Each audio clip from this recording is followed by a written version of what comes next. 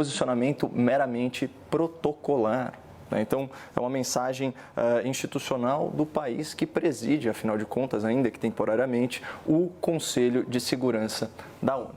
Então, assim, nada de polêmico aqui. Agora, adentrando a seara da polêmica, a seara da controvérsia, pessoalmente, a recusa de Israel em fornecer esses vistos a representantes da ONU me desagrada. Para mim, soa até como uma medida revanchista e pequena. Contudo, é legítimo que Israel denuncie a perseguição que sofre no âmbito das Nações Unidas, especialmente no seu Conselho de Direitos Humanos, que foi tomado de assalto por ditaduras. E é legítimo que Israel reaja com veemência a essa fala infeliz do secretário-geral Guterres. Ao condenar, sem considerações históricas, a presença israelense no território conflagrado de Gaza e ao elencar aí possíveis causas para o ataque do Hamas, o senhor Guterres deu aso à interpretação de que esses ataques terroristas são uma consequência natural do comportamento de Israel. Basta analisar o ponto central da fala do secretário-geral. Aspas, é importante reconhecer que os atos do Hamas não aconteceram por acaso. Bom, em primeiro lugar, mais uma vez, a gente tem aquela ausência gritante de uma adjetivação apropriada. Correto, natural seria qualificar em todas as circunstâncias os tais atos do Hamas como atos terroristas ou alguma coisa que o valha. Segundo ponto, aquilo que na política e na guerra não ocorre por acaso, só pode ser consequência de relações previsíveis de causa e efeito.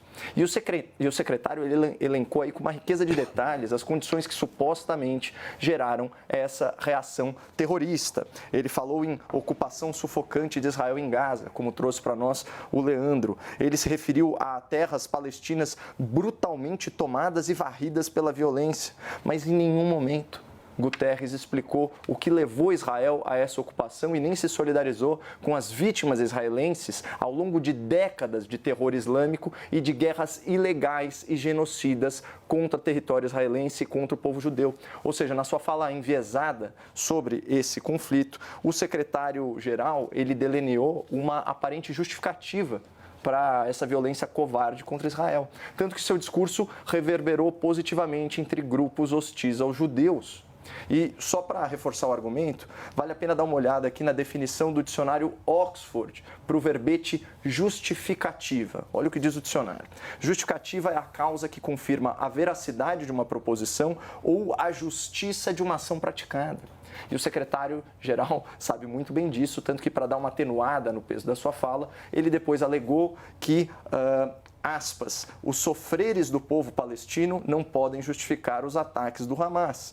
Disse o homem que, na prática, acabou de justificar os atos terroristas do Hamas como uma resposta a décadas de suposta violência por parte de Israel. Portanto, é justa a indignação de Israel, é legítimo o pedido de renúncia feito pelos seus diplomatas ao senhor Guterres. Eu trago aqui aspas do embaixador de Israel nas Nações Unidas. Ele diz o seguinte, é uma vergonha para a ONU que o secretário-geral não se retrate das suas palavras e nem sequer seja capaz de pedir desculpa pelo que disse ontem. Ele deve se demitir. Bom, e como nós vimos aqui, hoje, ao invés de se retratar, de se desculpar, o senhor Guterres optou por se defender, alegando que a interpretação do seu discurso foi equivocada e que, aspas, nada pode justificar o assassinato, o ferimento e o rapto deliberado de civis ou o lançamento de foguetes contra alvos civis. Ok, menos mal. Mas assim, para fechar, eu acho que vale a pena mencionar os ensinamentos do sábio da Basileia, quando ele se opôs à perseguição religiosa durante a Reforma Protestante. Diz o seguinte, aspas, queimar uma pessoa não quer dizer defender uma doutrina, mas sim, e tão somente, matar uma pessoa. Ou seja, um ato de terror, ele nunca pode ser interpretado como um ato de defesa, seja a defesa de uma fé, de uma ideologia, de uma nação ou de uma causa.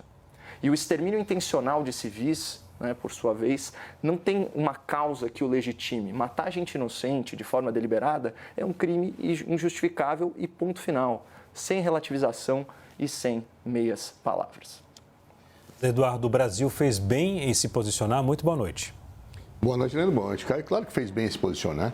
Eu acho que, em primeiro lugar, vamos tentar ver quem é o senhor Antônio Guterres. O senhor Antônio Guterres não é nenhum membro de ditadura, ele é um português, foi primeiro-ministro de Portugal e tem uma história de vinculação à democracia e defesa dos direitos humanos. Ou seja, ele não é uma pessoa que surgiu com nenhum tipo de Estado autoritário.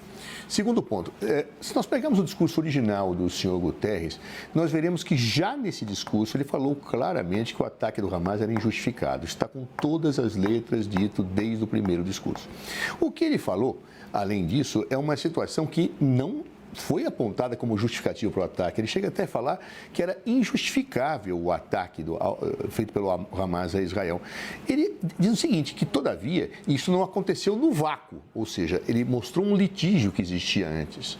E esse litígio ele precisa ser colocado para que nós não tenhamos uma situação de parcialidade na análise de um processo em que eu vejo culpa dos dois lados. Por exemplo, não se desconhece que a faixa de Gaza já estava cercada antes desse ataque.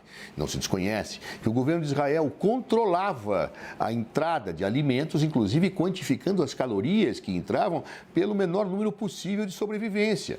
Não se ignora que a faixa de Gaza, ela tinha e sofria ataques permanentes. Eu não estou aqui dizendo quem está certo ou errado. Eu acho que essa precisa ser feita uma análise histórica em que nós vamos ter que, sem maniqueísmos, buscar entender a complexidade de erros, de acertos dos dois lados. Ou seja, é uma situação difícil e o secretário-geral da ONU se posicionou com bastante equilíbrio, o que até me espantou bastante a reação que foi feita pelo Estado de Israel. Ou seja, como se ele não tivesse recriminado os ataques do Hamas. Ele recriminou e não justificou os ataques. Porém, às vezes, em primeiro lugar, o que pode ter pesado nisso? Sem dúvida, o governo do senhor Benjamin Netanyahu não prima por uma racionalidade, sempre primou por um extremismo, por um radicalismo. Inclusive, até me espanta um aspecto, porque quando você está numa guerra, você evita comprar mais brigas do que aquelas que você já tem. Então, em geral, os diplomatas procuram apaziguar e não puxar faca para todas as pessoas. Então, eu achei muito estranho esse comportamento de já puxar faca para a ONU, por mais críticas que o governo israelense sempre teve à ONU quando denúncias eram feitas relativamente a situações ofensivas aos direitos humanos, não dentro de Israel, mas na faixa de Gaza, na Cisjordânia, ou seja, em situações fora de Israel. Mas agora, vendo esta situação de suspender os vistos, isto realmente pegou mal. Pegou mal porque dá a impressão que não se quer que pessoas vão lá ver o que está acontecendo. Eu acho que Israel deveria repensar esse assunto, porque há uma disputa de opinião pública internacional. Num primeiro momento, por força da violência, do absurdo que o Hamas fez sobre Israel, ora, é evidente que a opinião pública internacional começou a apoiar Israel. Porém, já morreram mais de 5.000 pessoas lá em Gaza. Os hospitais estão fechando. Por que estão fechando? Porque cortou-se energia. E o combustível para tocar os geradores dos hospitais está acabando. Já fecharam 2/3 dos postos de atendimento.